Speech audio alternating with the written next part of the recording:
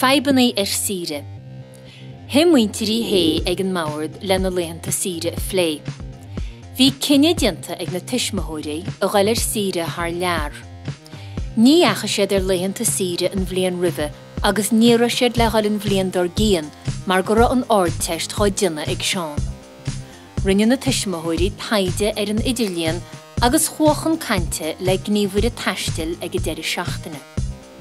Rinne siad cinne a ghail go Malaga. Chua siad chun cante leis an gníomhar a taistil agus bhí sí an-chomhrach. Dúirt sí go raibh ionadaí ag an gníomhaireacht de Malaga agus go raibh ráha leathan óstán ar fáilthóg. Sa deireadh hir hall rána siad óstán a bhí an áitmha agus go raibh áisinaí maithe ann. Chaicís ina dhéisin dáirde siad a seolta leo go Malaga. Thóg sé cúpla uair a chleigearthú chun scríbe a bhaint amach.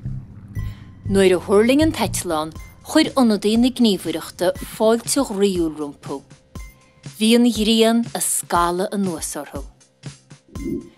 Nuair a raibh siad an tóstán ba bheagnar hit siad a lige.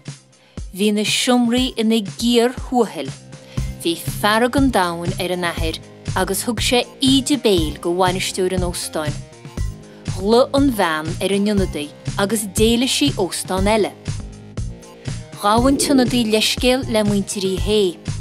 Bhíne sé gur stailc san óstán ó chúis leis an áit a bheith ina preiseach.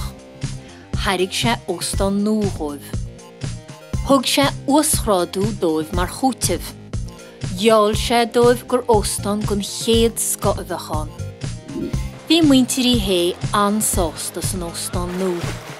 Is olchan rí nach séad an maithas go rinne éigean a dúirt an tair leis féin agus é sínte ar lascach ráma a súna gréine.